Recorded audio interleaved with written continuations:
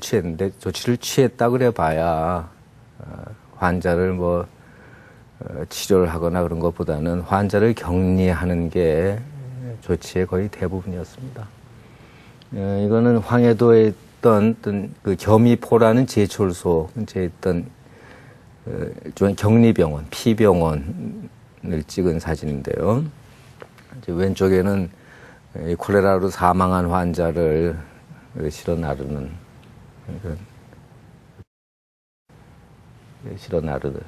그런 모습이고, 오른쪽에 그 흰옷 입은 사람이 쭈그려서 지금 앉아 있는 아마 환자로 짐작되는 그런 사람입니다. 그래서 이 병원이라는 이름은 병원이지만은 환자를 치료한다는 것보다는 병에 걸린 사람들한테 격리시켜서 다른 사람에게 전염되는 것을 방지하는 그런 필요는 있긴 하겠죠. 근데 치료는 거의 생각할 수도 없는 병원이어서 오히려 조선인들이 그런 일제 조치에 반감을 가지고 저항하는 모습들, 또 그것을 통해서 일제의 어떤 보건 시책에 대해서 받아들이지 못하는 그런 모습들을 볼 수가 있습니다.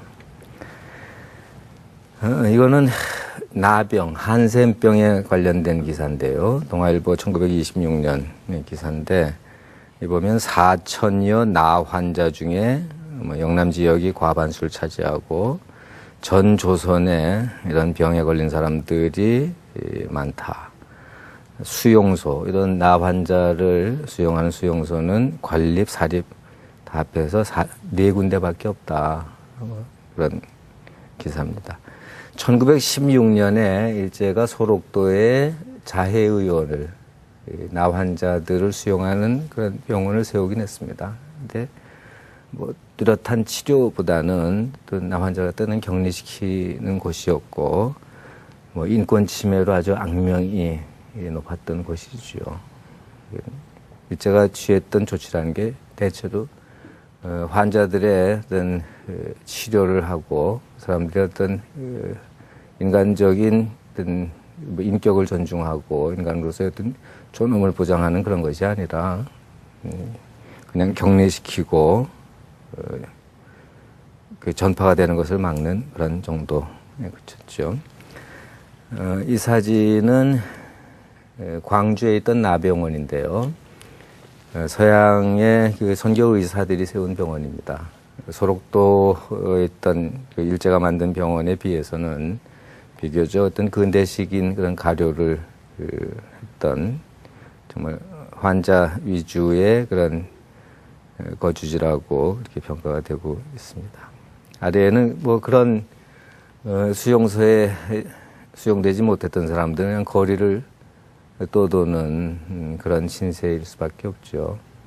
동서고금을 막론하고 한센병 환자, 나 환자들에 대해서는 사회적으로 아주 차별을 하는 그런 모습이 동양도 그렇고 서양도 그렇고 옛날도 그렇고 얼마 전까지도 그런 모습이었습니다. 그걸 이제 사진으로 찍은 것인데요. 또 다른 병에 관한 기사를 보면은 말라리아, 학질에 관한 기사입니다. 학질 보균자가 총 인구의 40%다. 전라북도의 그 조사 자료인데요. 전라북도 인구, 특히 이 지역이 말라리아 환자가 좀 더 많았을지 모르지만은 전체 인구의 40%가 말라리아에 감염됐으니까 이 당시에 조선인들, 한국인들의 건강 상태가 어땠는지 이걸 보더라도 짐작을 할 수 있을 거고요. 기생충도 참 흔했죠. 그렇죠?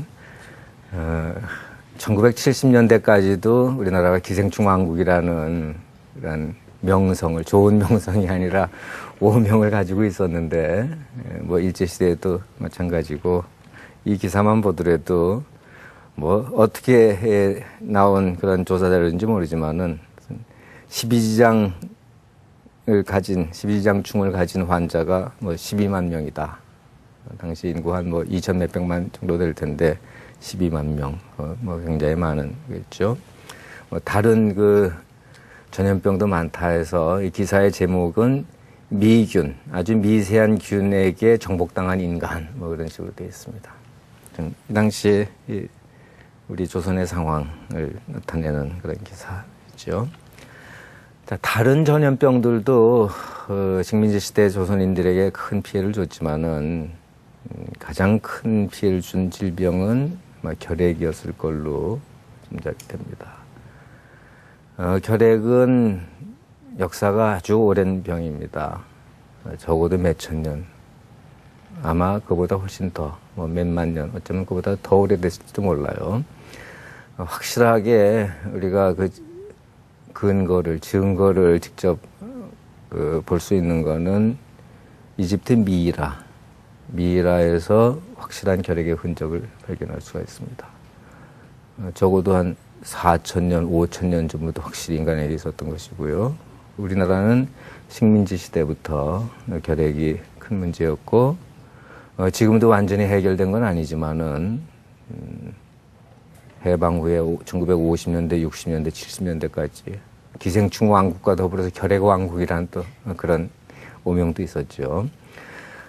근데 일제시대를 보면은, 식민지 시기 후반으로 갈수록 환자 수도 늘어나고 사망자 수도 점점 늘어난 걸 볼 수가 있고, 일제 조사에 의하면은 1935년 이후에 더 급증하는 것을 볼 수가 있습니다. 그래서 일제도 그런 데 대해서 경각심을 가지고 나름대로 결핵을 예방하고 퇴치하는 캠페인을 갖다가 벌이기도 했습니다. 하지만 말 그대로 캠페인 정도인 것이지 실제로 효과적인 대책을 세우지 못했습니다.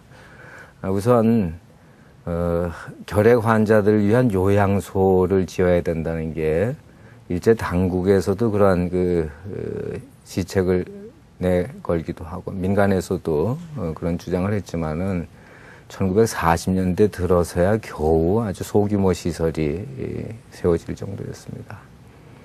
그러니까 실제적인 대책은 거의 없었다는 얘기죠. 결핵이 굉장히 위험하다, 뭐 그런 얘기는 하면서도 별로 대책은 없었고, 다른 전염병이나 마찬가지로 조선인 결핵 환자에 대한 조사 자료를 보면은 같은 조선에 살던 일본인에 비해서 조선인 환자 수나 또는 사망자 수는 거의 10분의 1밖에 되질 않아요. 그럴 수는 없겠죠. 물론 도시에 거주하는 사람이 좀 더